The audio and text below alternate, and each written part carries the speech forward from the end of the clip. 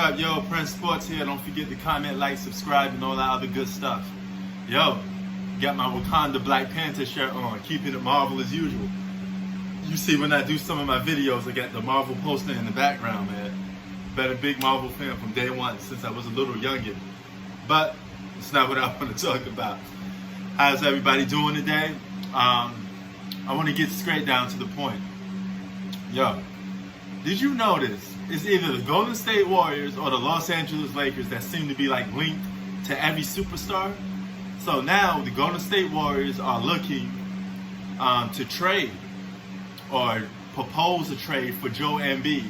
Now they're going to give up Wiggins, they're going to give up a first round draft pick, and they're going to give up Eric Pascal. Okay, I think this would be a stupid trade for the 76ers if they pull something like this off. Sure, you get some scoring in Andrew Wiggins, and Pascal is a decent player, man. He's not a bad player. But whenever you get an all-star or a borderline superstar, I'm on the fence of trading that player. Because if you get a superstar, your goal is to keep that guy as much as possible and build around him. Because superstars are hard to come by. And it's hard to get a replacement for a guy like Embiid. But if this is a win situation for the Golden State Warriors, if you guys could get a hold of Joel Embiid, you pair him up with Klay Thompson and Steph Curry. Now there's going to have to be some adjustments made. Somebody's going to have to make some sacrifices. Because whenever a group of superstars get together, sacrifices need to be made. And the sacrifices I would say need to be made is Joel Embiid will have to stop shooting threes. Okay, he would have to take a break from that. He had to become more of a post-up player. His role would definitely change. He would have to guard that paint as much as he can in today's NBA, which is kind of hard to do. And he would have to spread the floor for Steph Curry and Klay Thompson. Now the odd guy in here is Draymond. Draymond Green and Joel Embiid, I don't think their styles will blend in together. Because Draymond is the guy that usually creates and helps give space for Steph and Klay. That was his role on that Golden State Warriors team for a long time. And it's what helped them get 70 wins, win the championship, and go to the finals twice before AD got there.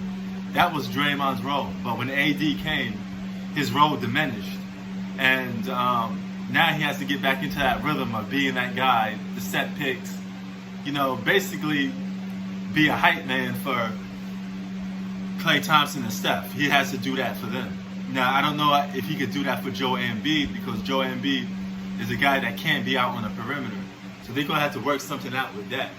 But Draymond Green is not the player that won Defensive Player of the Year.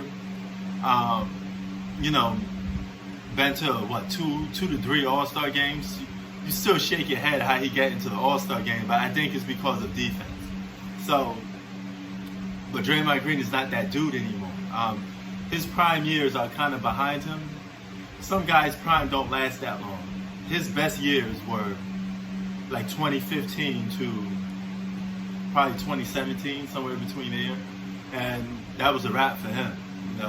So if anything, maybe you bench Draymond Green and you have your starting lineup of Joel Embiid, Klay at the 2, and Steph Curry at the 1. I think that will help out a lot, but you're going to have to get your next two pieces is going to be really, really puzzling, because you're going to need a 3 and a 4.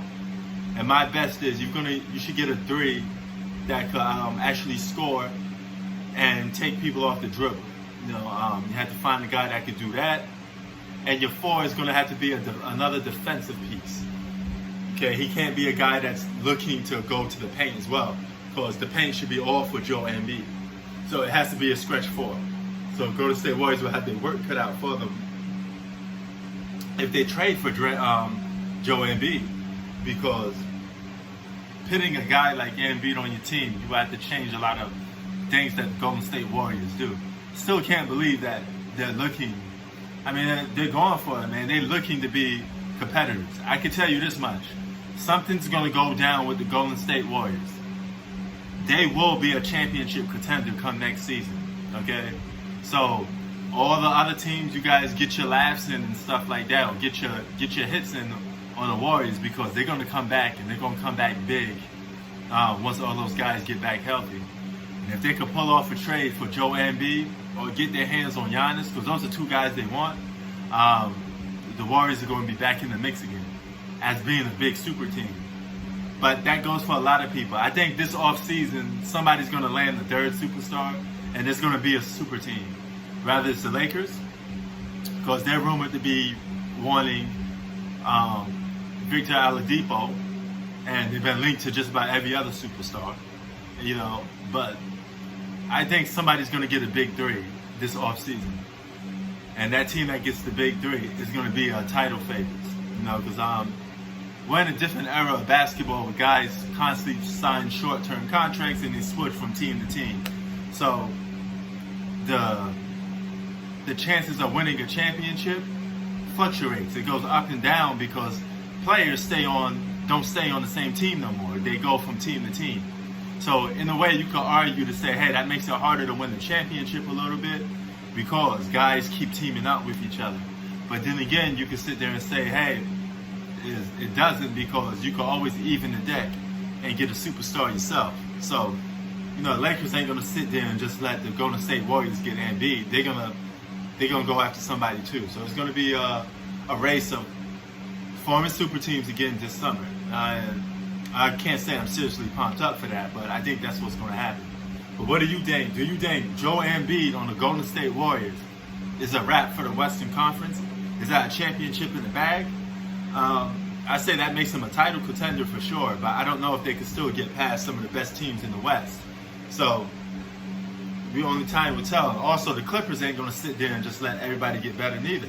They're rumored to be wanting Rudy Gobert. So, if they get Rudy Gobert with Paul George, Kawhi Leonard, Pat Beverly, they're going to be a full defensive team. That's going to be a scary defensive team, you know? So be on the lookout, man. Some shit is going to go down this summer. Prince Sports out. Keep it 3,000.